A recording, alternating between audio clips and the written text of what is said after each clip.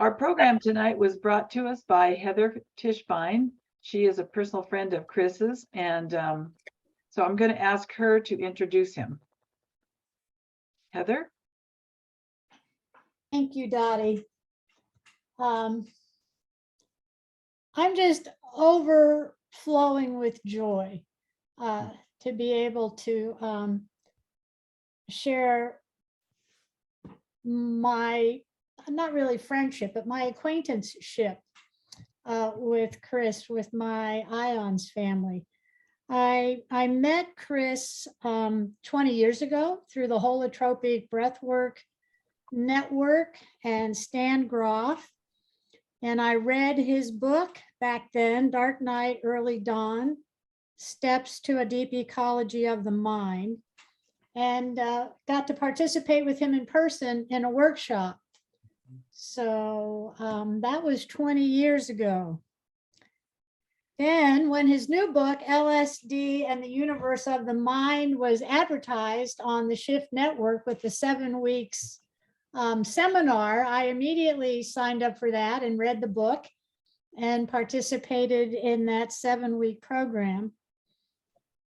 In the intervening 20 years, I had a health crisis and spent a couple days in a coma off planet, which I actually remember that experience. And what Chris describes as kind of the thematic energy of the mind of the universe is exactly where I was and what I experienced when I was off planet and on life support. Chris's work has had an impact on my life around understanding who I am as a human being on planet Earth as both a part and the whole simultaneously. And I can't even put into the words the help it's been in helping me coming through really resolving and appreciating, I know this might sound weird, but the gift of early childhood sexual trauma. And but more importantly than all of this deepening of understanding has been my felt experience of genuine comfort around when in his presence and in the worldview that he puts forth in this latest book. I just feel so much love and comfort for Chris Bache in the world. So it's with immense gratitude that I welcome Chris to my IONS family here in Southwest Washington and beyond. Well, thank you very much, Heather. And thank you, everybody, for inviting me here and letting me spend this time with you. So let's get into it. We'll see where we go. We have this topic we're looking at today, the birth of the future human, is a huge topic. So we're going to have to trim it a little bit and shape it, but we're going to dig into it. And I'd like to jump into it and see how far we can actually go into the center of this issue. So first, I'm going to share my screen and throw this PowerPoint up here. Okay. All right. And it's coming through for everybody? Beautiful. All right. Well, it will come as no surprise to anyone in this group. Let me move this down here a bit. That we are a planet in crisis. Everybody knows the list of challenges that we are currently facing. We are confronting an escalating climate crisis, growing droughts and forest fires, more flooding and stronger hurricanes. Our reservoirs are drying up and water tables are collapsing, rising sea levels. Research is now showing us that we have already baked in by 2050 a 12-foot rise in the oceans. And we know from projections what that means in terms of changing flood coastlines and eco-refugees. We are facing the worst species extinction since the extinction of the dinosaurs. We're dealing with fished out oceans, extreme economic inequality, and unstable interlocked national economies, and weapons so powerful we dare not use them. We are, in essence, a world on fire. We are entering a time of planetary emergency.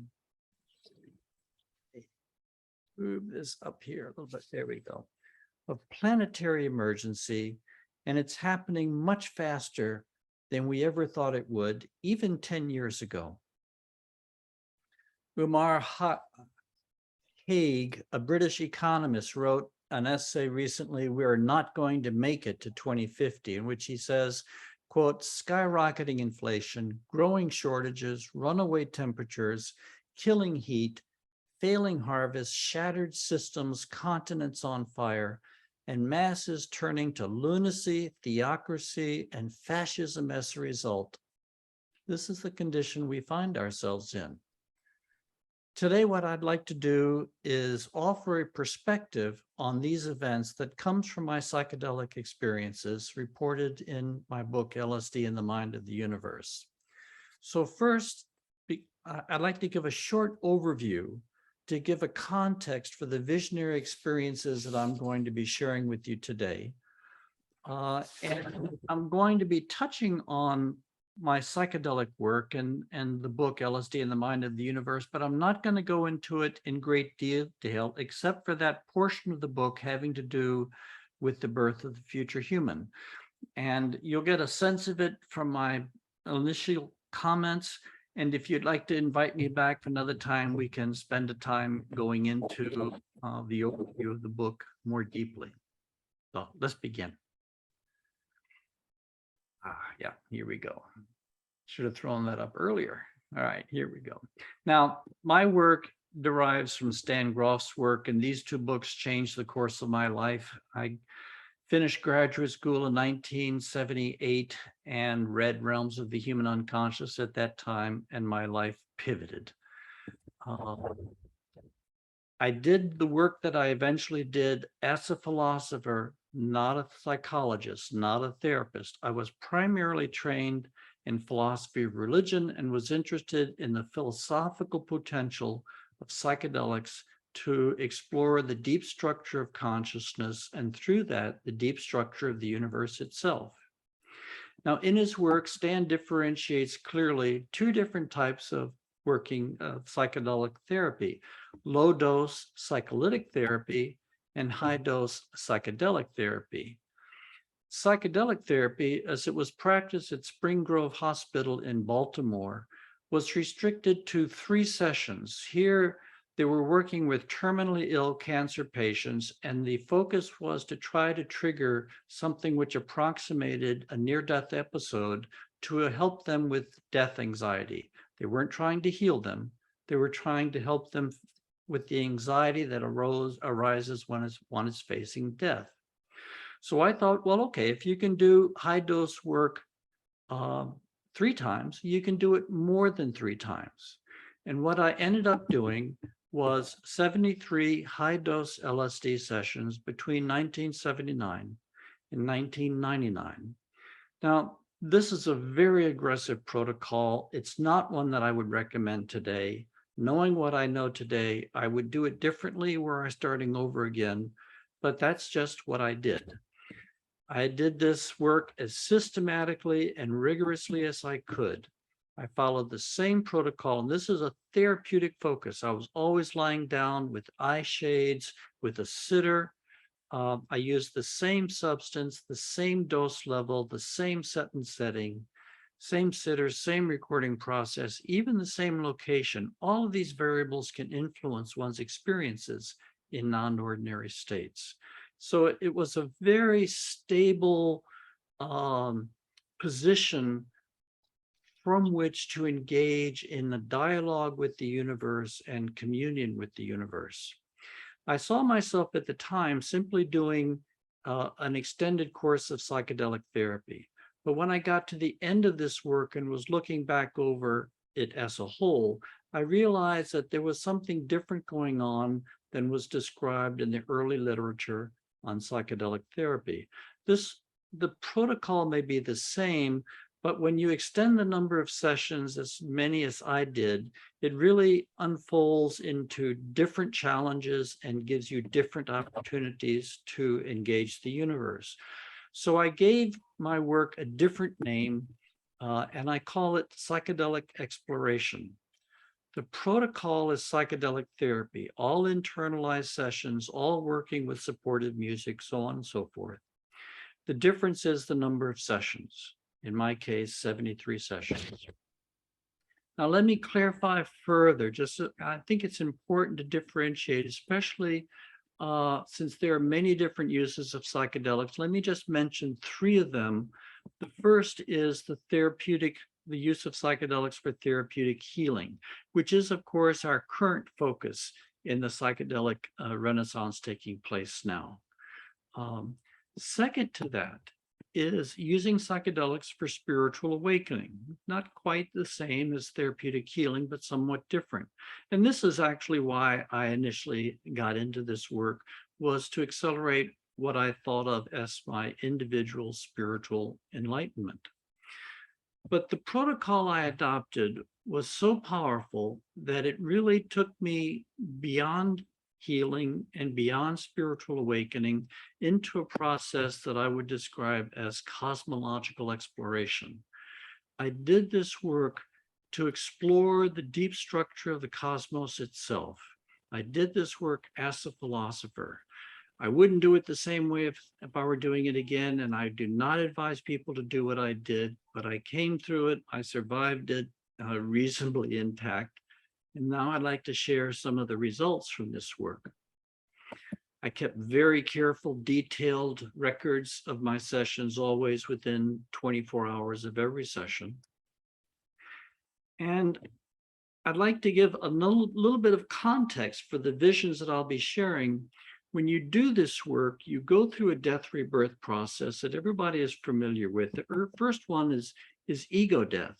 And this line here represents, the horizontal line represents a line between physical matter and spiritual reality, or between ordinary consciousness and transpersonal consciousness. And the open line represents the vast expanse that opens to us in non-ordinary states of consciousness.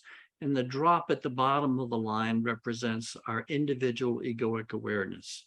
And that first circle, that red circle, represents the death rebirth process that takes place in psychedelic work, egoic death, and any spiritual practice where one is transitioning, one opens one's consciousness beyond our individual ego into the vast expanse that lies beyond individual awareness. Now, ego death catches most of the attention in the literature today. But what I found in my work is that if you work consistently with a very powerful methodology like I did, you go through not one death, but many deaths. As one goes deeper and deeper into the universe, one comes to a series of thresholds, a series of gateways, where one must go through yet another death in order to enter into this deeper level of existence. And it isn't simply a repetition of ego death. It's really a different kind of death that reflects the different levels of reality one is working at.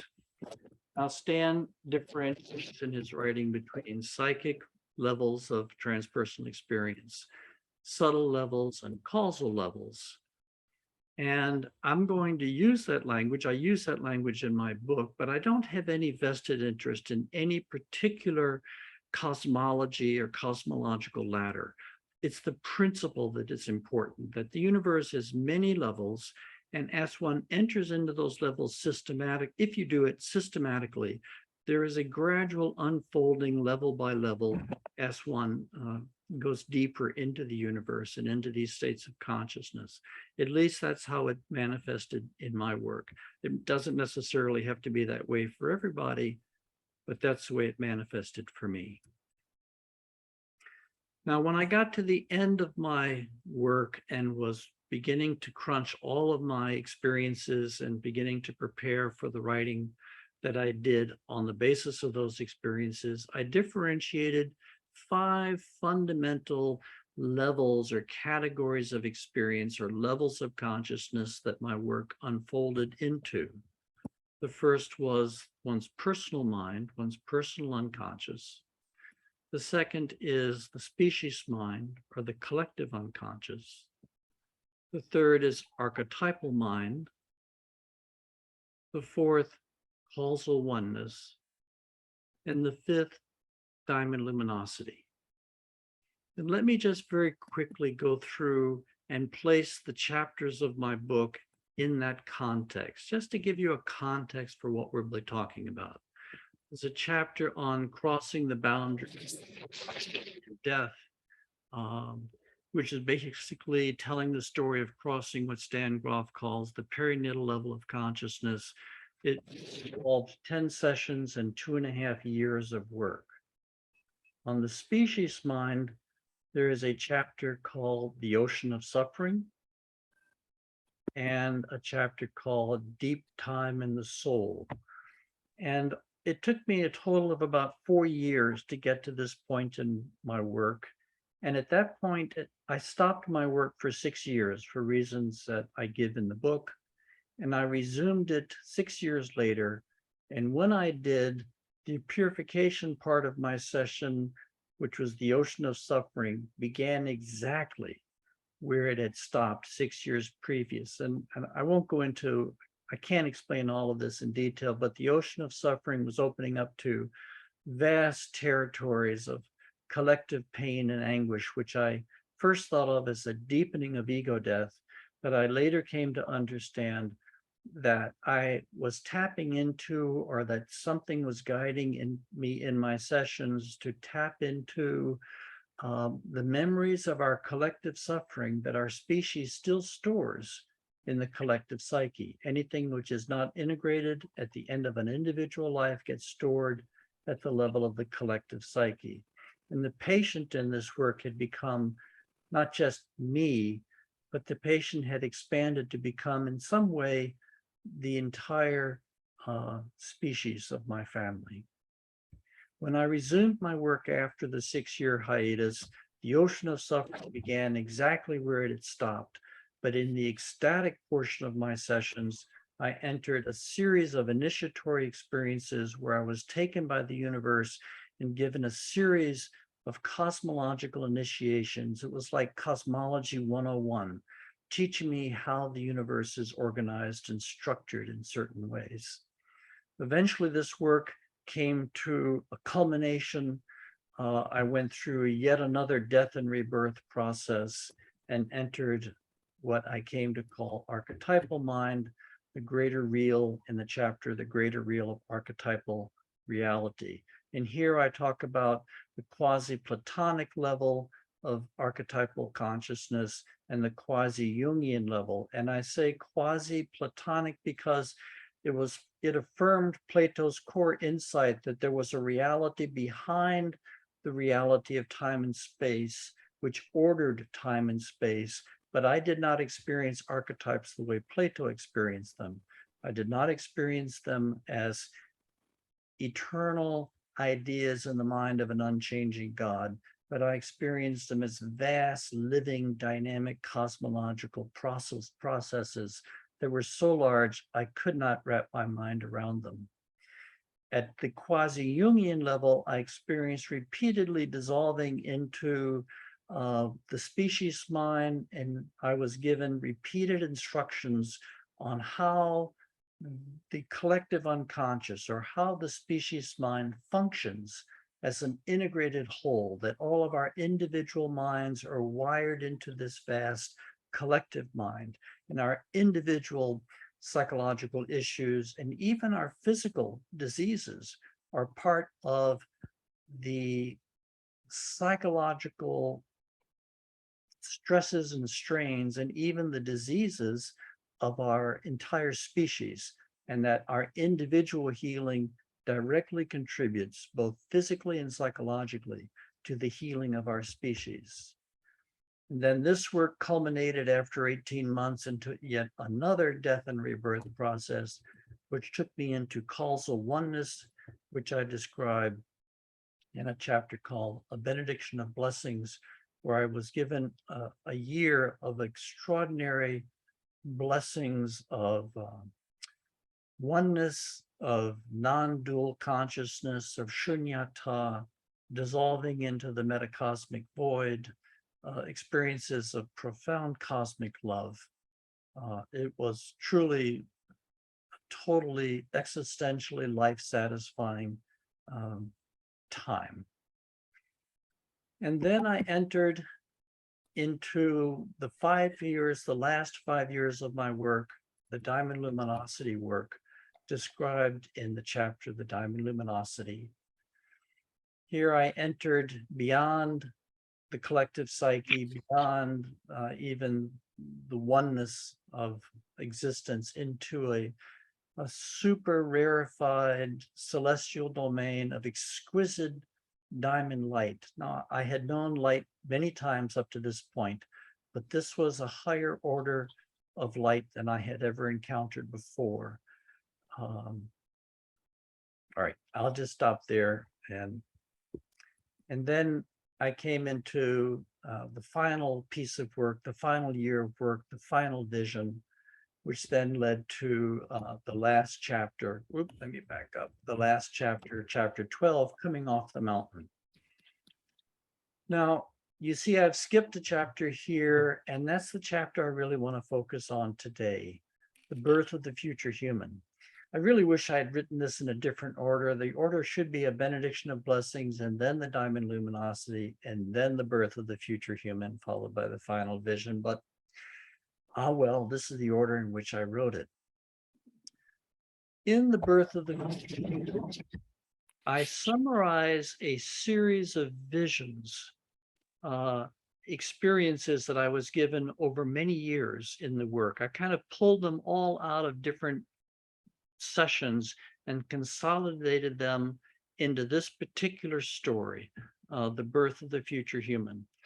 All of those sessions that are summarized in this chapter actually began as far back as the initiation into the universe material and so on and so forth, but I really focused them, the story, for simplicity in this particular chapter. So what I'd like to do now is focus on this theme of the birth of the future human. And there are three components. Two of them we're going to focus on today. The first one is a series of visions that I call the Vision of Awakening. It's a series of visions that I was given between 1991 and 1994. So you can see how long ago this was. This goes back over 30 years. Visions of where humanity was in its evolutionary development.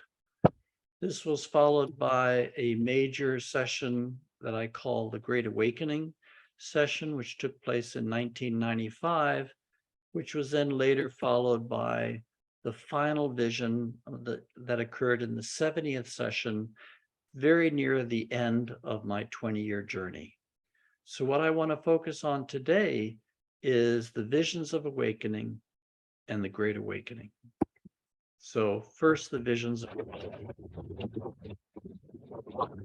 vision paper. Over the course of my work, dropped into my sessions, scattered throughout my sessions, was a series of visions that kept coming back to this theme of human evolution, kept describing a situation that humanity was entering and a turning point that humanity was coming to in its evolutionary destiny. And I organized these visions into a series of 6 visions, which I give these names: the visions of divine love, all humanity, guiding intelligence, our species as a single being,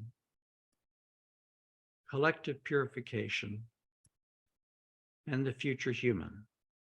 So what I'd like to do is just go back first and read you some excerpts from these visions. And I can talk about these visions, but I think it might be maybe a deeper way to transmit the content of these experiences by actually sort of sharing some of the visionary material themselves.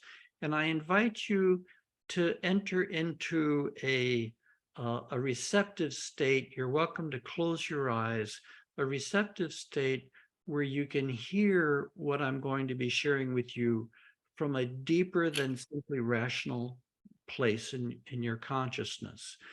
Now, I should tell you that my sense is what I'm doing with you is reminding you of something that you already know.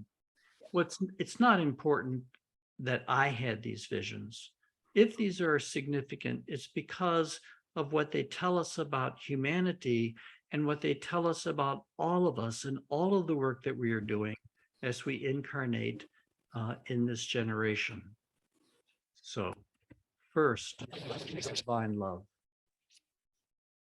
In this session, which dates back to 1991, I was taken back to the beginning of creation and there experienced evolution in the context of a larger cosmic agenda. Suddenly, I was overwhelmed by the most extraordinary cosmic love, a love unlike anything I had ever known. To awaken to this love was to remember a primordial decision that I had somehow participated in. In fact, I came to understand that all of us had voluntarily chosen to be part of the evolutionary process of creation in response to this divine love. I then experienced all the suffering that humanity had endured throughout history as taking place inside this love. I realized that all the suffering inherent in evolution was noble beyond words. It was all part of a cosmic plan that we had entered into voluntarily along the way, and even we'd entered into freely, however unconscious of this fact we had become along the way. The nobility of great suffering voluntarily shouldered in the name of divine love, suffering that would stretch across millions of years, suffering that would become so inscrutable that it would be used as evidence that the universe was devoid of compassion. This was the nobility of humanity's gift to the creative intelligence of the universe. All of the suffering that humanity had endured and will endure in the decades ahead were part of a conscious process. There are no victims here. Second, theme of all humanity. The quote from the session. The great difficulty I have is describing the enormity of what is being birthed. The true focus of this creative process is not individuals, but all humanity. It is actually trying to awaken the entire species. Out of the seething desires of history, out of the violent conflicts and scheming of individuals and nations, there was now driving forward a new awareness in human consciousness. Its birth in us is no less difficult or violent than the birth of a new continent. It drives upward from the floor of our being, requiring a transposition of everything that has gone before in order to make room for its new organizational patterns. What is emerging in history is a consciousness of unprecedented proportions. The entire human family integrated in a unified field of awareness. The species reconnected with its fundamental nature. Our thoughts tuned to source consciousness. The scale of what I was witnessing took my breath away. The third set of visions. I saw humanity climbing out of a steep valley, and just ahead, on the other side of the mountain, was a brilliant, sun-drenched world that was about to break over us. The time frame was enormous, and I should mention, perhaps I should have mentioned sooner, that time became very porous in my work. First, time opened up in terms of my personal life, but then time opened up in terms of our species life, our planetary life, and the life of the cosmos itself. So I was regularly taken into vast trans-temporal landscapes. After millions of years of struggle and ascent, we were poised on the brink of a sunrise that would forever change the condition of life on this planet. All current structures would quickly become irrelevant. All truths would quickly be rendered passé. Truly, a new epoch was dawning. The lives of everyone living in this pivotal time in history were helping to bring this global shift about. As I witnessed this scene, I saw that though we did not know the deep future at a personal level, there was a more encompassing level of consciousness that could see it very clearly. This was a deeply moving and clarifying experience. Individually, we humans could not see what was coming and so did not understand why things are the way they are. Yet, isolated from the future, the present makes absolutely no sense. To be ignorant of what is being built would be to be fundamentally blind, and our species is not blind. There is an intelligence in it, preparing us, guiding us, an intelligence that knows the future and is preparing us for it as systematically as we prepare our homes for the changes of seasons.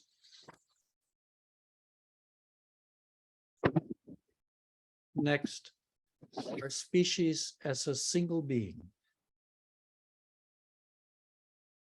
I was taken deeper into the unified field of existence and experienced the dynamics of humanity's awakening as movements being initiated and orchestrated by a single integrating intelligence. I experienced the evolution of our species as the systematic growth of a single organism, a unified being that all of us were part of. The subtlety of the cooperation of the parts with the whole was extraordinary. To experience the incredible diversity of our species as a single unified field made many events clear. New patterns sprang into view, and the patterns made transparent sense. Nothing in our theological or philosophical systems does justice to the facts. What I then saw was that the unified field of humanity was moving decisively and precipitously to become more aware of itself. Whereas previously it had existed as an extended fabric, largely unconscious of itself. Now it was waking itself up. Visually, this took the form of energy coming together in swift contractive spasms that created bright flashes of awareness. I repeatedly saw extended webs of energy suddenly contract and explode in brilliant flashes. In the past, these flashes had been swallowed by the inertia of the collective psyche and had not endured. Now, however, the flashes were beginning to hold their own and to connect with each other, with other flashes occurring around the planet. The visions address collective purification, which I think is a particularly important concept in order to understand what's happening in history in this century. When an organism is called on from within to become more conscious, it must first cleanse itself of the psychological byproducts of living at its lower level of awareness. It must bring forward the residue of its past and purge that residue from its system in order to lay the foundation for a more refined level of operation. Our species was doing this in a wholesale manner and with great determination, by crystallizing within itself generations that embodied our toxic legacy. It was the coordinated exercise of the self-evolution of the species as a whole. The poisons of humanity's past were being brought to the surface in us, and by transforming these poisons in our individual lives, we were making it possible for divine awareness to enter more deeply into future generations. We had volunteered for this role for both our personal good and the collective good. I saw that this century formed a watershed into which the karmic streams of history were flowing, and that as the process came to fruition, the future condition of our species would be beyond anything that we might project from our current state of fragmentation. The present form of humanity is transitional, as Sri Aurobindo said. We are cells in a superorganism intent on rapid change. Our very constitution, the form of our species, is a stage in a larger evolutionary journey. Lastly, the future human. At one point, I was given a brief experience of the future human we are becoming. I was carried deep into the distant future and allowed to experience what will be the abiding state of humanity at that time. What a magnificent being. Just touching it filled me with rapture, calm, and sheer delight. It felt clear, warm, and whole. There was an abiding sense of oneness that was deeper than just the feeling of being interconnected. It was a feeling of being truly one underneath the diversity of life. Such expansiveness, such breadth of being. It was spiritually embodied realization, the tantric awakening of our entire species, spirit and matter in perfect balance. This penetrating glimpse transfixed me. Its beauty, grandeur, and simplicity pierced my heart. The net result of all of these experiences was to give me a deep understanding of the challenge that humanity was entering, the challenging period of history that we were entering, and what was going on underneath the surface of historical events. And it focused me on the question, how can the entire species be awakened, as I've seen? What would it actually take for the whole of humanity to make this quantum jump in awareness? I had been shown over and over again in many different forms that this was the project of history at this point, but nowhere was I shown how it would be accomplished. At this point, I entered into the diamond luminosity work, where about once a year, once every 5 sessions or so, I entered into a deep state of mystical absorption into the crystalline body of the divine. I had entered into 2 such experiences in the 40th and 45th sessions, and I was expecting in the next session, the 55th session, to enter into the diamond luminosity again. But instead, that's not what happened. Instead, in 1995, as my family and I were preparing for the Christmas holidays, I had an experience in a session that I came to call the Great Awakening session. I experienced what I'm going to describe not as an individual, but as the entire species. I had been dissolved into the collective unconscious so many times and at so many different levels. And all of that seemed to be preparation for what unfolded itself in this session. This session was so deep and so challenging and so difficult to navigate that it really took years for me to assimilate it fully into my life. I was dissolved into the collective psyche, and I experienced what humanity as a whole would experience in the decades ahead. So let me share with you the core scenario pulled out of this visionary experience. In a field of relative calm, a small anxiety began to grow. Slowly, people were looking up and becoming alarmed. Humanity was gradually waking up in alarm to events that had overtaken it. Conditions got worse and worse. People became more and more frightened as the danger increased, forcing them to let go of their assumptions at deeper and deeper levels. There was less and less for people to hold on to, fewer givens that they could assume, how they would live, where they would live, what they would do for a living, how society was organized, what could be possessed. The world as they knew it was falling away. Decades were compressed into minutes, and I felt the people's fear deepen as they lost more and more of what they had considered the normal and necessary structures of their world. Step by step, events were forcing a rapid reassessment of everything in their lives.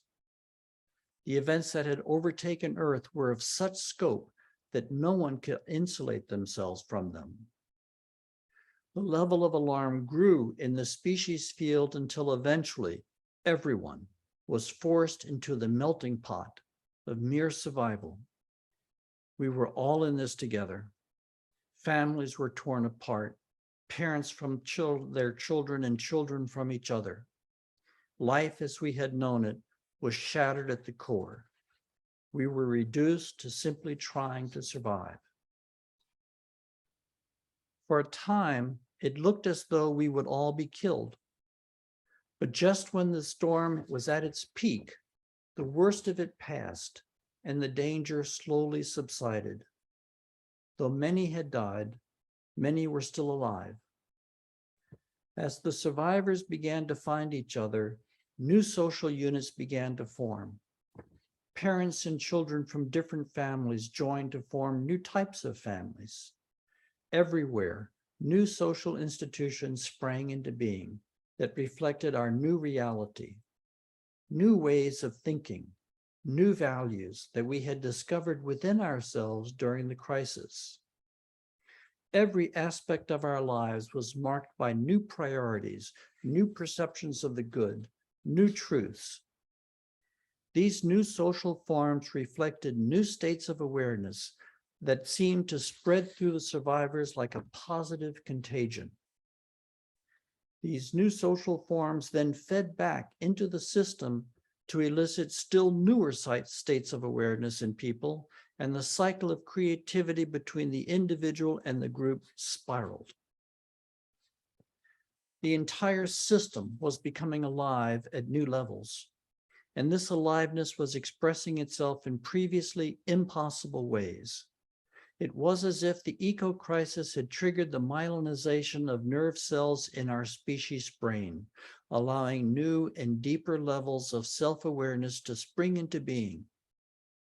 Repeatedly, there was the message: these things will happen faster than anyone can anticipate because of the hyperarousal of the species mind.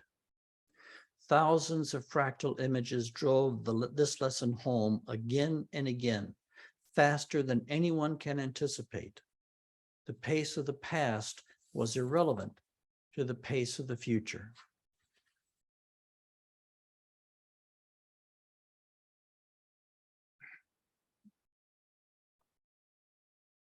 My visions did not give me any details about how or when this would take place, except that we were entering a profound global systems crisis that was being triggered by a series of ecological crises around the planet. And this was of a scale and a magnitude that was historically unprecedented. I was also shown many teachings that I won't go into now, but are in Dark Night, Early Dawn and in LSD and the Mind of the Universe, that showed me, gave me insights into the dynamics of the collective psyche, that basically the suffering that we were entering into was so widespread and so profound that it would impact not just individuals, but it would actually reach through the lives of the individuals to impact the collective unconscious itself. And it would drive the collective psyche into what a scientist might call nonlinear conditions. And just as physical systems, when they are driven into nonlinear conditions, can do remarkable things, seemingly impossible things, likewise, the human psyche, the collective psyche, when driven into nonlinear conditions, hyper-aroused by the suffering of its people, in that condition, it was capable of doing previously impossible things. In this respect, the suffering that we are entering into, and it's certainly not punishment, and it's not a sign of failure, but it's actually instrumental in helping us let go of the past and let go of our narrow, petty, egoic history and enter into a deeper communion with the creative process of the universe. Now, this brings me to the next question of what form will the future human take? Because I think we are going through a transformation which is so deep. It's not simply a civilizational turning point, and it's not simply a destruction and rebirth of our economy and our industrial culture to a greener planet and a greener culture and a greener body politic. It is a transformation which is actually reaching deep into the fundamental substructure of the human psyche. The crisis we are entering is a crisis of consciousness. In that respect, it's an evolutionary consciousness, because we can no longer afford the luxury of a planet which is being run by egos, with this sense of separate private existences. Even well-intentioned egos, we need to grow into a deeper, more mature sense of self for this planet. In my understanding, my context for understanding the future human is reincarnation. Now, my first book, Life Cycles, was about reincarnation. I consider it an absolutely fundamental concept.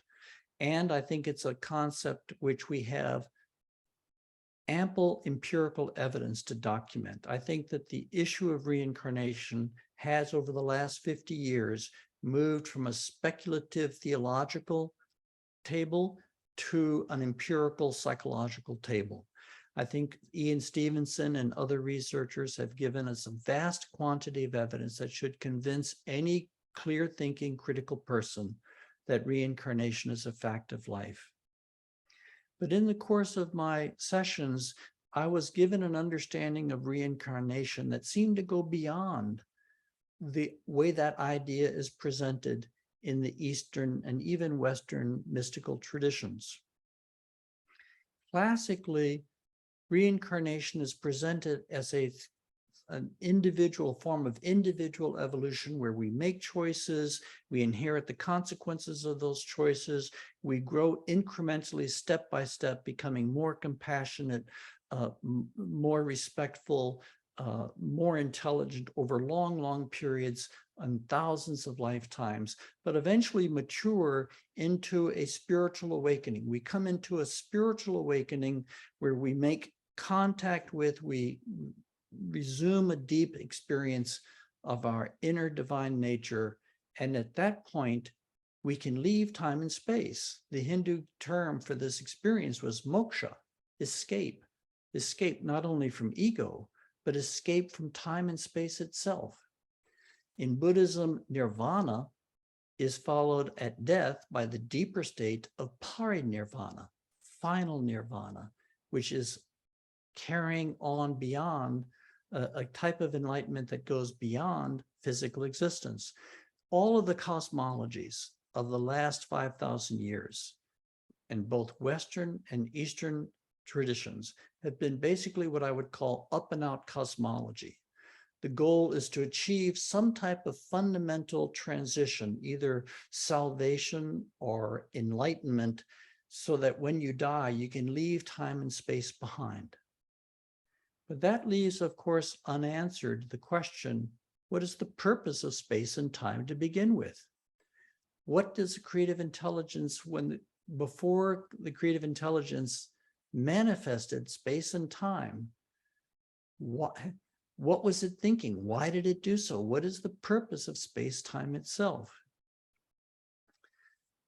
The understanding of reincarnation and the experience of reincarnation that developed in my sessions basically outlined a different trajectory. There was one particular session where, and I had done past life therapy, and I was familiar with a number of my previous lives, and I had worked in healing them, and I had written life cycles 20 years before. But I came into a session where suddenly all of my former lives began to come into me and to begin to wrap themselves around me. It was like wrapping a filament of white light around a kite spool, until eventually all of those lives fused into one. And when they fused into one, a brilliant diamond light exploded from my chest, and I was catapulted into a state of consciousness far beyond anything that I had ever experienced before up to that time. I was both an individual, but I was an individual within a frame of, within a context and a frame of consciousness beyond anything that I had ever known previously. And I came to call this the birth of the diamond soul. And I think this is the fundamental trajectory of human evolution, that we have been incarnating for thousands and thousands and hundreds of thousands of years.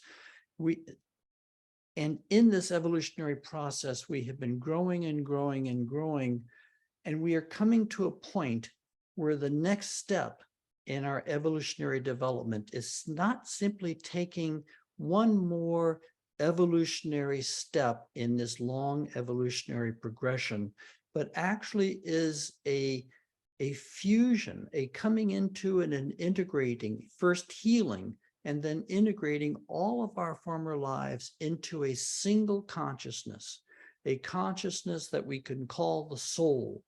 The consciousness, I think we return to soul consciousness after we die, after incarnation. We expand into the soul, we contract into egoic awareness, we expand into the soul, we contract. And if we keep this up over and over again, thousands and thousands of years, eventually, sooner or later, the soul, the large consciousness that holds all of our experience, awakens inside time and space. And when the soul awakens inside time and space, heaven is born on earth, and there is no felt need to go elsewhere. I think all of the up and out cosmologies are basically incomplete cosmologies that made sense in the time, in the context in which they were born. But I think they are an incomplete vision of what the project of existence is. Young souls become old souls. Old souls eventually become complete souls. And that's what I think of as the birth of the diamond soul. Now, many people have had these visions. They have had this understanding. They use different words to describe it. Some people talk about homo noeticus, homo luminans, homo spiritualis, but there are so many people who have this deep intuition that we are on the cusp of a major transition in the human story. And I think this transition is literally the birth of the diamond soul inside history. And this is taking place not just for individuals, not just with individuals, but it's taking place for the entire species. We are in the process of giving birth to a new species on this planet. And the nature of this species is implicit in the history that we have that we bring to this event. In order to solve the crisis that we are entering into in history, we desperately need to grow up as a species. In this context, from a reincarnational perspective, growing up means owning and integrating the larger consciousness that has been gestating within us for thousands of years. Owning it, seeing the world through its eyes, and letting its accumulated wisdom shape our choices. The soul lives in history differently than the ego. The soul knows that its relationship with this planet extends beyond the limits of its present life. It knows that the earth we leave behind is the earth we will inherit in our next incarnation. It knows this and it acts accordingly. So to summarize the core vision that came through my sessions, humanity, I think, is coming into a time of profound transformation, a time of planetary compression and accelerated development. A deep shift in the collective unconsciousness of our species is taking place. A shift in the archetypal blueprint of humanity. A shift that's taking place literally kind of it's a plate tectonic shift in the collective psyche. And one way of describing this is it is a profound awakening into the truth of oneness, but not an awakening that dissolves the individual, but an awakening that liberates the individual into a deeper and higher sense of participation in not only the human community, but also into the celestial community. For there to be a great awakening like this, there must first take place a great death. And this death is all about purification. It's all about letting go, healing, and letting go of all the terrible things that we've done to each other, for all the attitudes that have divided oneness, and all the hatreds and the animosities and the racism and the genderism and the speciesism that has clouded the earlier stages of human evolution. We must surrender our smallness, the ego's constant self-cherishing with all of its divisions between people, races, religions, classes, nations, and even species. I believe we are entering a dark night of our collective soul, a time of emptying, a time of intense anguish, of progressive loss of control and systematic breakdown, a time of global purification unto death that will last generations. But through this hard labor, we will give birth to something extraordinary. More than just a new civilization, what is emerging is nothing less than a new order of human being. Through the global systems crisis, our planet is giving birth to the future human, a higher form of humanity. The diamond soul is being born in history, and we are all part of this transformation. Thank you very much. Yeah. Okay. I'll stop this share now. Yeah. Wow. That was amazing, Chris. Thank you so much. I mean, I personally know the truth of what you're saying from my own intuitions and my own brief experiences. Yeah. So thank you so much. So let's open it up. Let's take a minute to breathe, I guess, and then let's open it to questions and conversation.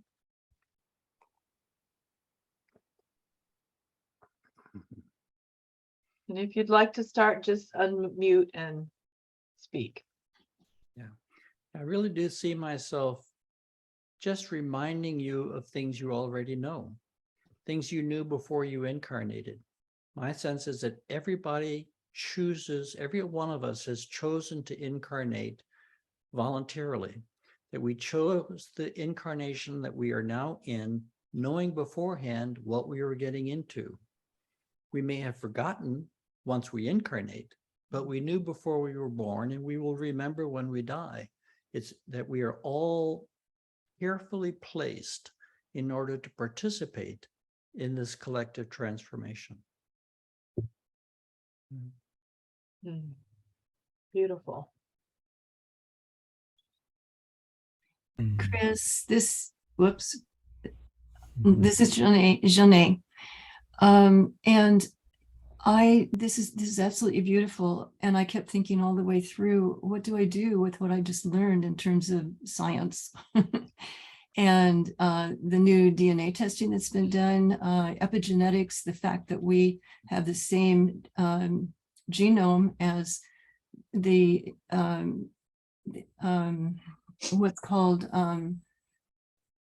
anatomically modern humans back in the 200,000 period time.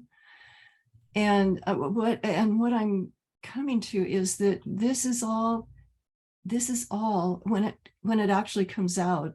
I mean, most people don't even know about it yet, but when it actually comes out, it's preparing us. It's giving us what we have right now, and it's giving us the opportunity to move on from there. That's kind of the way I look at it. And the one thing I kept thinking all the way through, how long is this going to take? And you answered it in the end, it's going to go through several generations, or maybe many generations. But this is where we jump off and fly and move. And I don't have any visionary experience of how long or the how or the details. I wasn't given that kind of detail. So for that, I have to go to the experts like everybody else. I have to go to the scientists who are really plotting the escalating climate crisis that we are entering, and the social sciences who are looking at the broader social and political ramifications of these crises. But my sense is that the 21st century is pivotal. I mean, by 2020, by 2050. Well, first, let me recommend, and you notice that I haven't talked about what can we do? How do we respond to this crisis? How do we participate in it? And we can talk about that. But one of the people who has thought extensively about this and written about it beautifully is Dwayne Elgin. And his latest book, his most recent book, is his book, Choosing Earth. And he's a social activist. He's an evolutionary thinker and a futurist. And his wife has created a film based on the book called Facing Adversity, Choosing Earth. And it's both, Dwayne is giving away the book and his wife is giving away the film. You can get a PDF from Amazon on the book, and you can find the film online. In the book, Dwayne outlines what science is telling us about the next 5 decades. And each of those decades, the crisis deepens precipitously. And we are now in the decade of the falling apart, beginning of a sense of falling apart. Institutional values, systems are falling apart. This will continue to accelerate into the great unraveling. I'm sorry, let me back up. The great unraveling, followed by the falling apart, followed by the deep crash. By the time we get to 2050, we're going to be looking at a deeply, profoundly different world than we are now.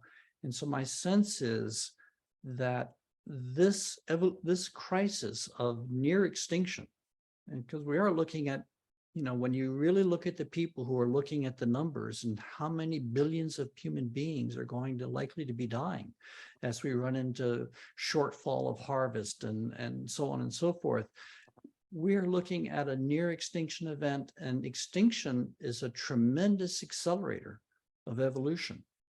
So my sense is, if we don't make it, this transition in this century or close to this century, we very well might not make it at all. So I do expect it to take several generations, but I do expect the 21st century to be focal in this transition. Thank you. Thank you. Jean, I see that you have your hand up.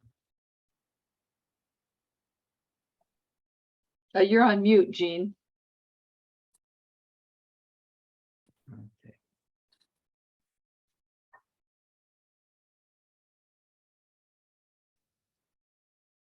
There, sorry about that. There you go. Yeah, Mhm. I mentioned in the chat that in 2007, I met a channeler who wrote about this and in a lot of detail. And he gives it for free. Mhm. Will share his information for free. It's not for profit, but it's just that it's nature cleansing itself and preparing us for the next step. And we're always stuck in our minds. But what we need to do is be present with each other. It says, who's ever going to be left through all these processes? We just have to show up for each other and solve the problems and moment by moment, because all we have is each moment. Yeah. And if we're stuck in our minds and isolating from each other in our houses, in our jobs, we're not going to be there to support each other. Look what's happened in Kentucky or any of these places where there's a disaster. We're in the middle of a disaster. And a disaster it's not time for planning, it's time for doing. Yeah. So we have to really just, when somebody needs something, do it for them. Help whatever we can do to help each other, because it's hard. Yeah. Yeah.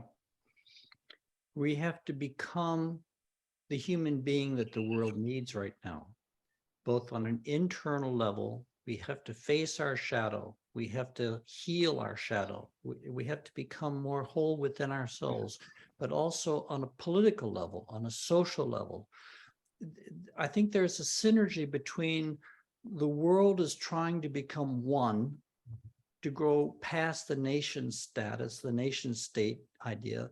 It's trying to become one. And there's a synergy between our soul is trying to become one. We carry the history of humanity inside us, as well as our society carrying it outside of us. So as the world is trying to become one, and we are trying to become one, there's a synergistic dance between inner and outer here.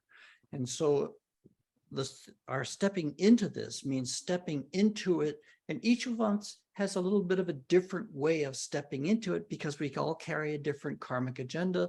We all undertook different responsibilities as we incarnated. There is both an internal and an external, a psychological and a social dimension to this transformational process. And we are the earth. Yeah. We're of the earth. We're tending our gardens. And this other channel that I was talking about, his name's John Teddemer, says we're going back to an agrarian society, whatever humanity is left, to be one with the earth, to work in harmony with the earth, and evolve again from there in a equal, symbiotic, instead of raping the earth. And in that context, let me just mention that some people have asked me, why do you focus on human beings so much and don't talk about experiences of other species? And of course, many people who work with psychedelics in a shamanic kind of context have many experiences with other species.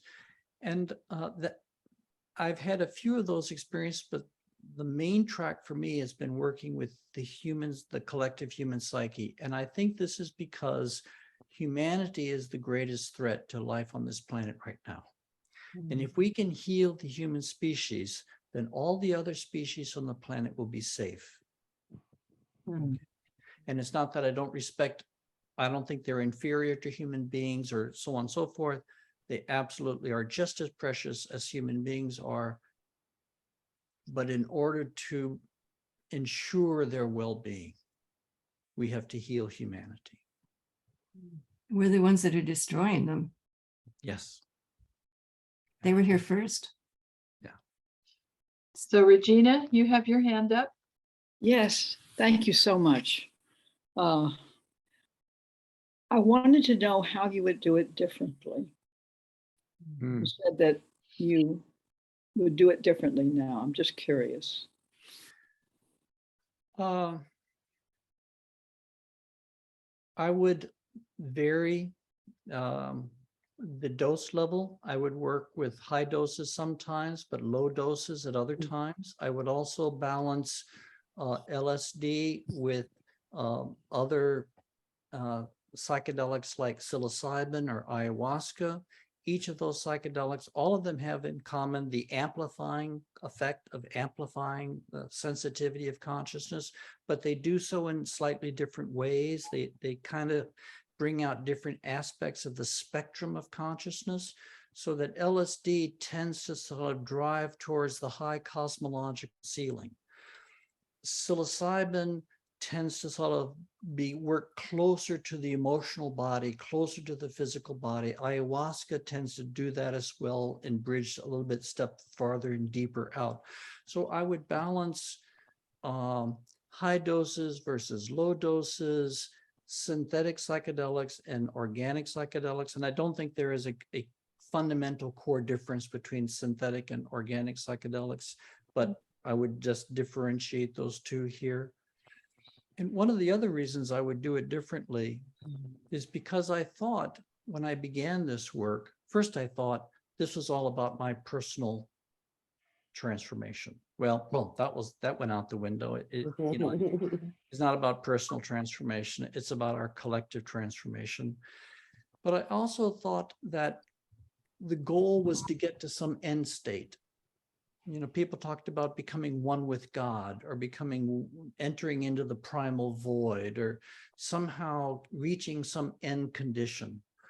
And so I drove hard to reach that end condition. But the way it worked is that every time I would get into what appeared to be a homecoming state or an absolutely soul satisfying existential bliss, by keeping driving, I would be taken into yet another level of consciousness and yet another level of consciousness, until eventually I had one pivotal experience in my 50th session where I was shown that it's an infinite progression. You'll never reach the end of it. The divine fabric is an infinite fabric.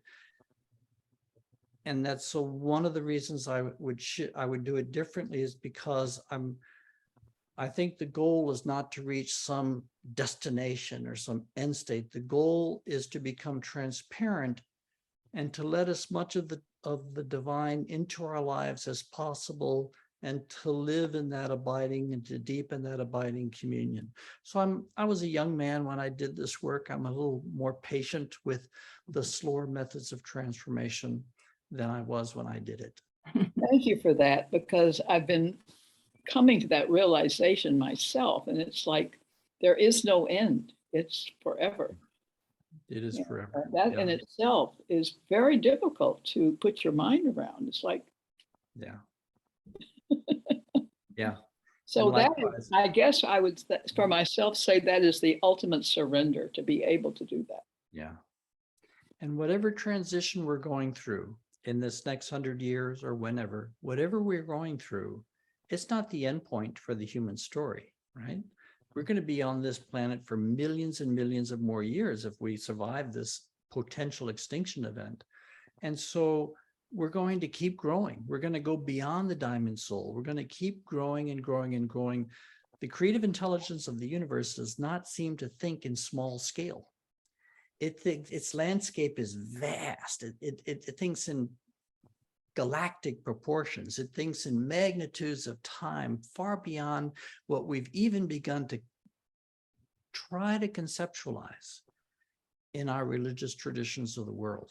I think science has basically erased the blackboard and given us a completely larger landscape, which, as our experience of this landscape deepens, we're going to have a deeper understanding of the intelligence that saturates this landscape in a way that even science has a hard time admitting today, but it's getting there. Yeah. Just the thing of impatience alone, Yeah. just that one thing alone. Yeah. How different it would be if we really, truly were just able to be. Yeah. Mhm. Thank you. Victoria, you have your hand up?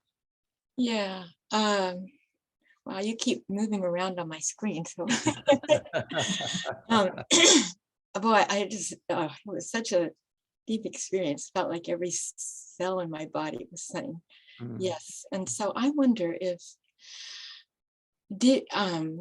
two questions that are personal. So if you'd be willing to talk about it, just your ability to really trust what has your experience has been and what has been shown to you, and then how you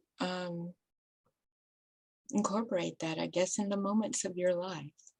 You know, it's like, okay, what do we do this moment, next moment, next moment? Yeah.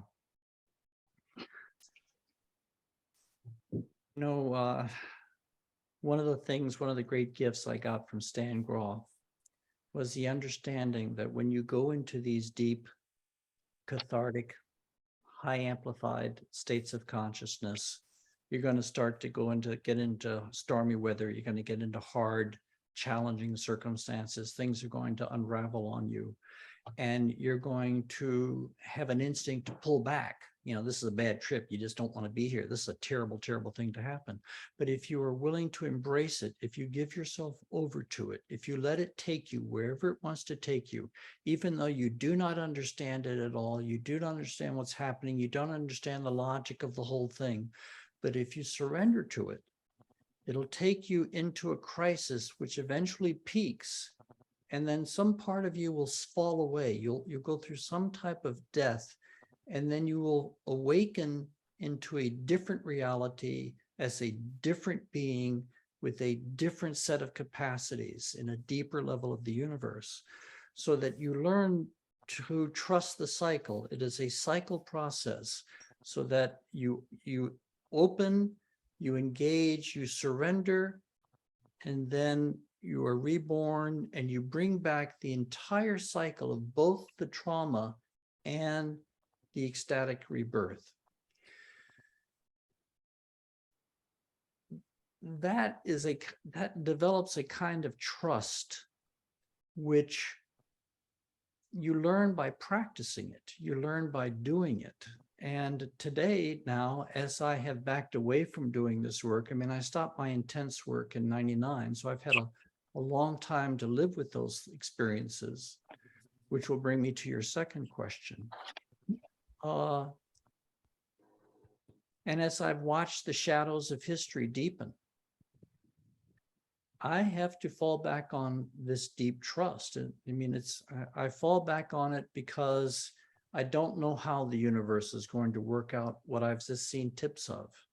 I don't know how it's going to do it. And my heart reaches out in compassion to the billions of people that are on the planet going through very, very challenging circumstances. In the end, you either trust or you don't trust.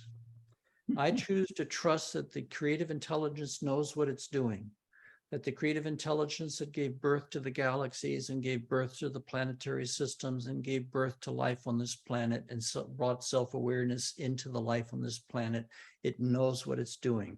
I choose to trust that it believes that we are ready to make this transition. And that's why it has allowed it, or it supported its emergence.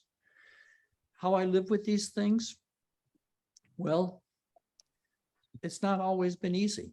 I mean, integrating individual sessions has always been easy because I followed a strict therapeutic protocol, which maximizes the procedure of clear contact and clean integration. And I can't emphasize this enough. If you go into psychedelics and you're in a helter-skelter environment and you're kind of at a concert, or you're doing this, that, and the other, you don't necessarily have clean contact, and therefore integration can be complicated.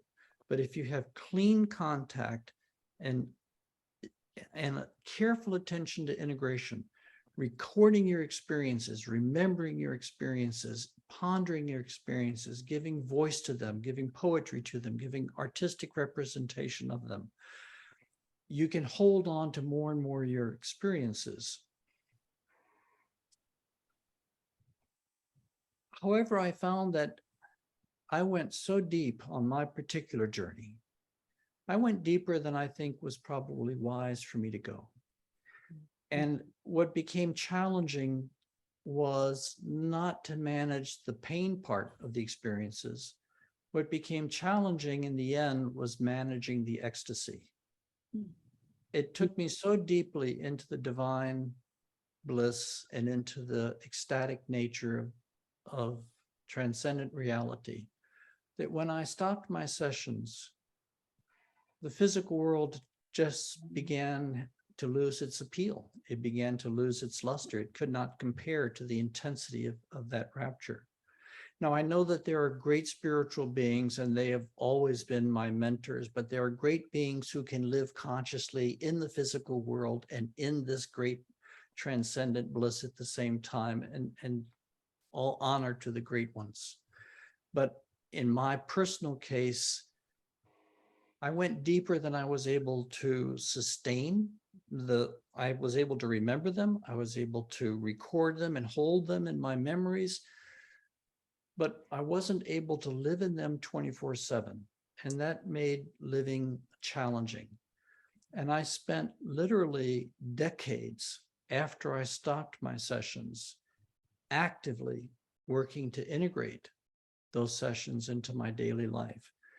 And writing LSD in the Mind of the Universe and going public as a psychedelic professor was actually part of my integration process, because one of the burdens of doing this work was the secrecy I had to use. And this secrecy that allowed me to do the work also made it difficult for me to integrate that work, because I'm a yacker, I'm a talker. I love to learn and share what I learn. And here as a philosopher, I was cultivating these very, very profound experiences, but I wasn't allowed to talk about them. I couldn't bring them to my students. I could not bring them to my colleagues at the university. And so beginning to sort of talk about them, to systematically integrate them into some rhyme and reason in Dark Night, Early Dawn, and then in LSD in the Mind of the Universe, has been one of the ways in which I have stabilized them and integrated them and made my peace with them. Because with that book, I have become in the outside world what I was in my inner work. And in that, there is great peace. And beyond that, it's an ongoing process. I don't think I will complete integrating this work in this lifetime. I think what integration means changes as the experiences go deeper. What integration means when you're working at the personal unconscious or even the collective unconscious, it's different than when you're going into radically trans-temporal, trans-spatial states of consciousness. So that right now, I don't think we really even understand fully what entering into these states of consciousness is doing to us. We're kind of, our early enthusiasm for our ability to enter into these states, we haven't quite caught up with ourselves in that way. So we have a lot of work to do in the area of integration. And in that context, I would mention a book called Psychedelics and Psychotherapy, edited by Maria Papaspirou and Tim Reed, which is an excellent book on specifically addressing the question of integration. And I have an article in the book.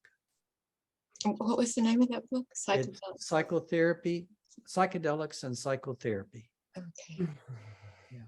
And so thank you for that. And do you find, just one last question, do you find, you know, when the ego, do you find yourself really being more aware of what your state is in each moment and choosing, or is it beyond that? Again, I want to go back to what I showed in the early slide, the difference between therapeutic healing, spiritual awakening, and cosmological exploration. Your question is basically asking, how do these experiences affect my spiritual condition, my psychospiritual condition, my spiritual state? If I were seeking spiritual awakening, I would have done a completely different protocol. I think working with low doses would be the approach that you would want to use if you were really seeking what the classic state of enlightenment, or you have to kind of work with where the ego lives in the world to realize that kind of abiding transparency where you can enter into a kind of transparency where you relax into the present and relax into the infinity of eternity now and relax into the oneness that holds all things in existence. Cosmological exploration is a different agenda. And so whatever I can integrate from those cosmological experiences, what I can and cannot integrate does not, at the spiritual awakening level, does not really impact the truths that emerged as in the cosmological adventure. As a philosopher, I wanted to understand how the universe worked. And the experiences that the universe gave me as I pursued that question are not experiences that I can stabilize and integrate 24/7. Some of them maybe, but many of them I can't. So I was doing spiritual practice, meditation through all of my work, through all the years, and continue to do so.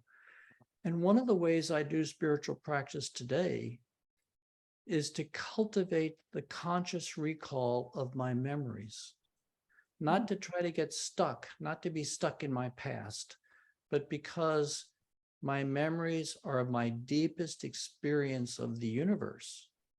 And by cultivating that conscious recall of those experiences, it allows me to enter into a state of transparency where I enter into something approximating a version of that intimacy again. Beautiful. But it's not an abiding 24/7 thing. For me, it comes and goes. It's a daily practice thing. Thank you so much. Janae, you have your hand up again? Yes, you can hear me? Mhm. Okay. That kind of leads into my question or comment. When you say cultivating the conscious recall of your experiences, does this include past life? Does this include everything? I mean, past life, this life, whatever happens to be, come into your mind when you're doing that? Well, in my psychedelic work, I did encounter some former lives. I also have encountered former lives in my hypnotherapy work that I did for 3 years. But here I'm specifically focusing on my psychedelic work. And, you know, it's interesting. I don't really focus very much on integrating my former lives. I think I somehow have done enough house cleaning that they are kind of okay. They're kind of comfortably tucked away. It's more the memory of cosmological access that I cultivate. What I am is kind of strange because, you know, when you look at people who have deep spiritual experiences, usually they have them in the context of a meditation tradition or contemplative tradition. And they can often hold on to the experiences that they've tapped into, sometimes, not always, but often. This approach is different. And that's why I emphasize there's a methodology chapter in the book. This is the path of temporary immersion. It's not the path of abiding presence. It's a path of temporary immersion You have to come to terms with the temporariness of the conditions that you have entered and use those hours in order to affect a long-term abiding change in the condition of your psyche. But you just because a person may have had an extraordinarily powerful or beautiful experience or cosmic experience doesn't mean that they have necessarily become a beautiful or powerful or cosmic being. A lot of people made that mistake in the early days. We've learned from that.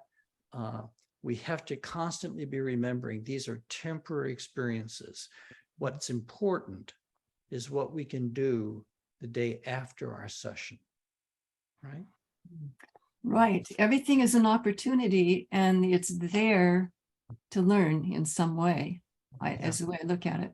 In 1998, I was just jumping into the 98's Mystery School, which you're familiar with, I'm sure. And then it all went from there. I had done some preliminary work to that to get ready to do that.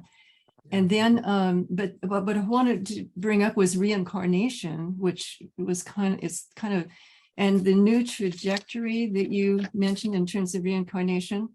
You said all of the last, I wrote down all of past lives fused into one.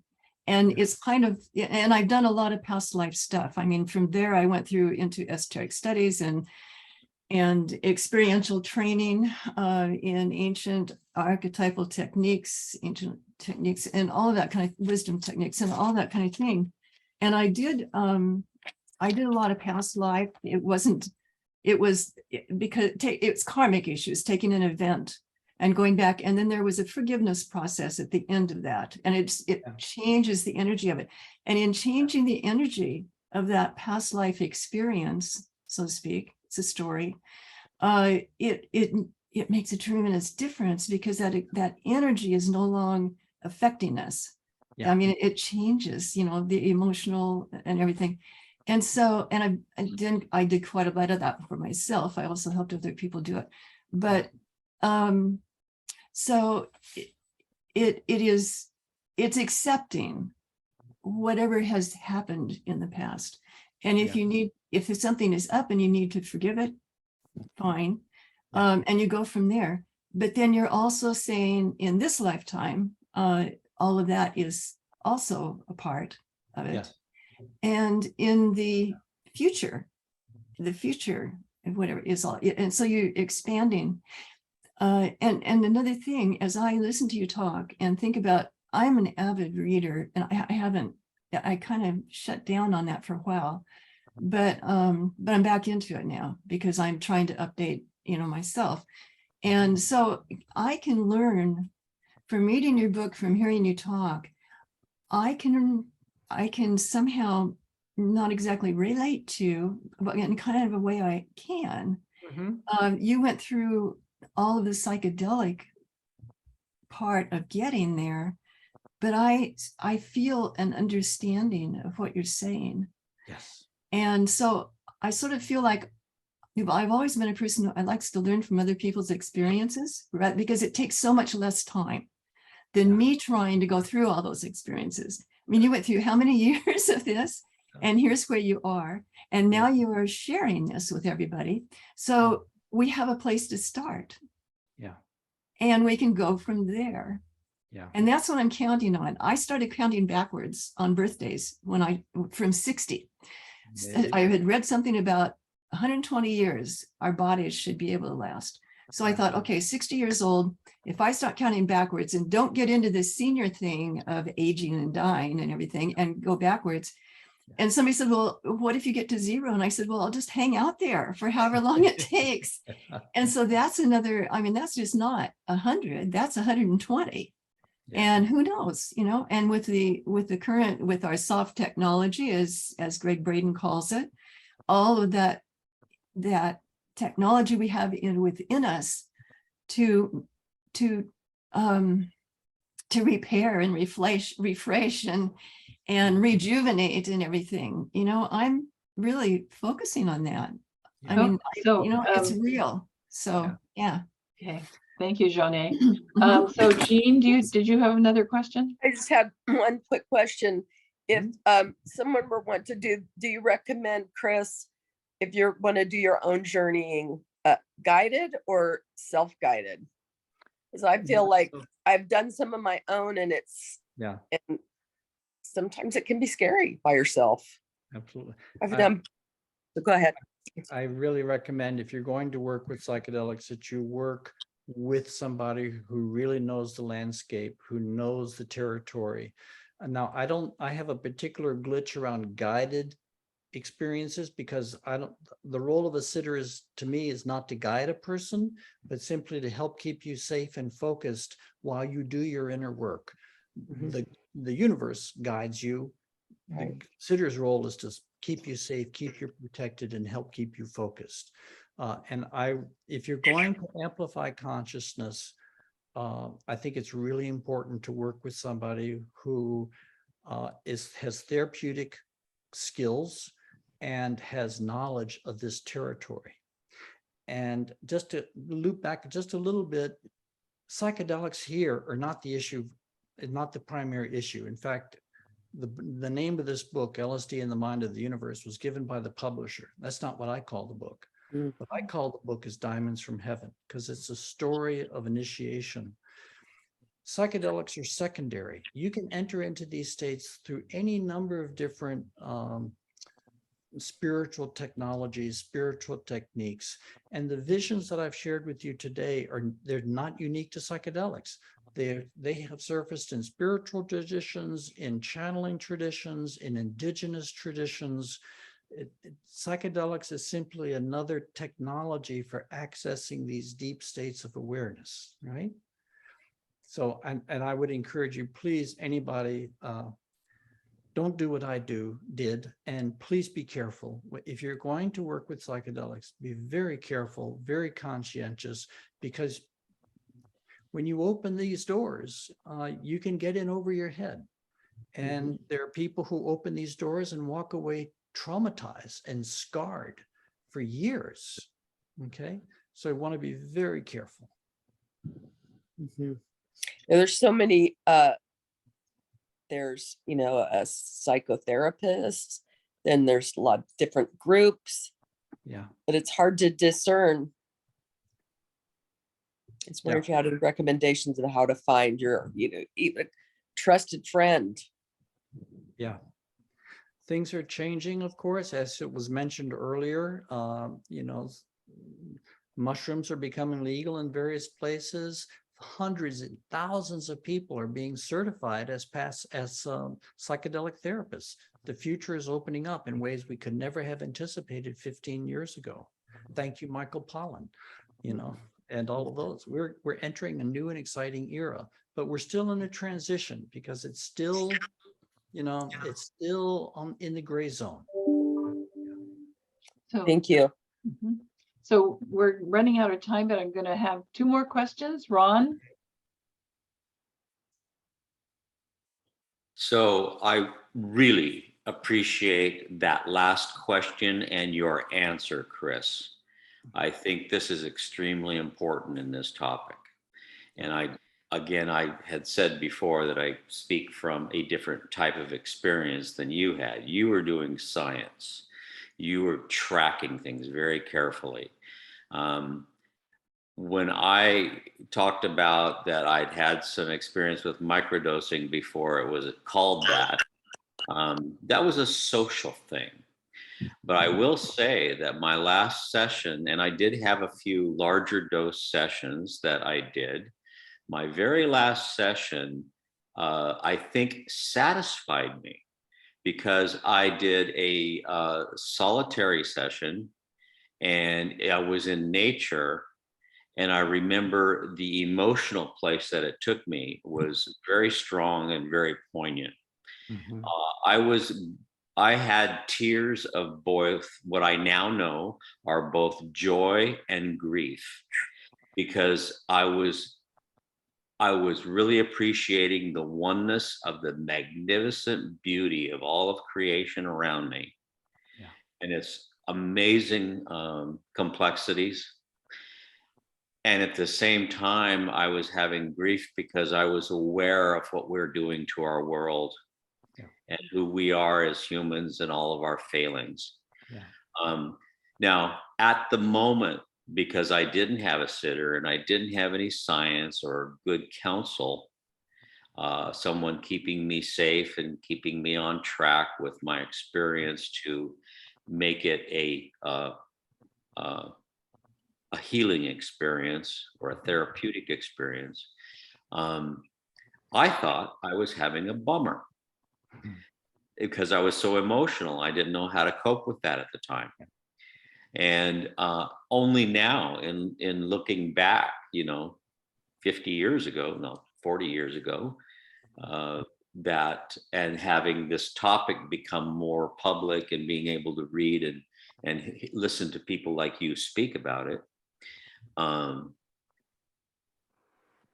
I could say that I've probably spent my whole life integrating that, and so it's been okay. But I want to really chime in a very simple, streetwise guy sort of way to say it. This is not to be done lightly, and even with microdosing, without having someone be a sitter and a guide and doing that, I would really caution it. And then especially with the larger doses, I so appreciate how you went into detail about your answer to that last question from, I'm sorry, I forgot your name. Is it Jean? Yes. So Yeah. Thank you, Chris. Thank you so much for all of this. Thank you. I've really appreciated it very much. Thank you. Thank you. Georgina, you get the last question.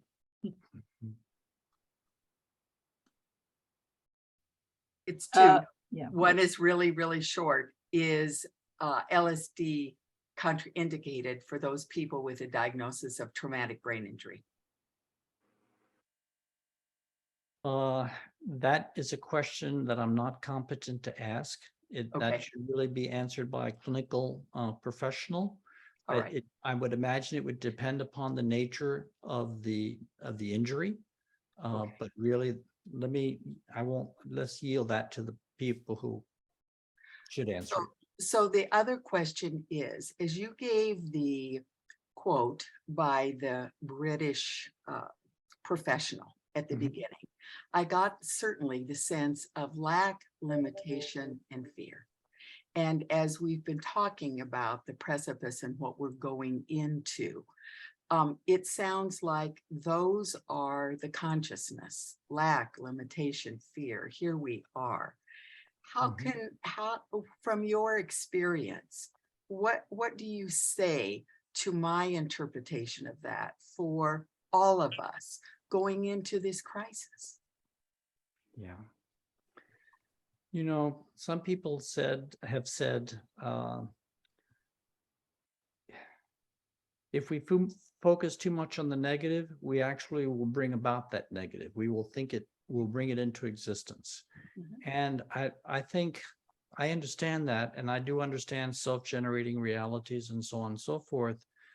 But I don't think that's the primary danger now. The primary danger is not facing those realities. And that if we don't face those realities, we can't mobilize to address them.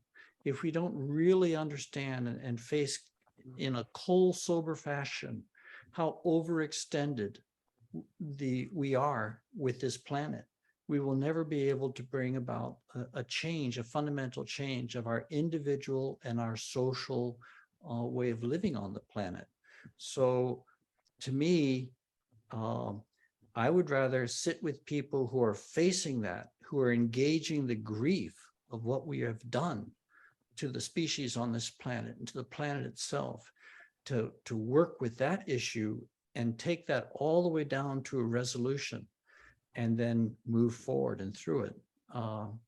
And there are, of course, Joanna Macy, people who are doing this type of work. I think a great deal of grief work is needed as we confront the damage that we've done.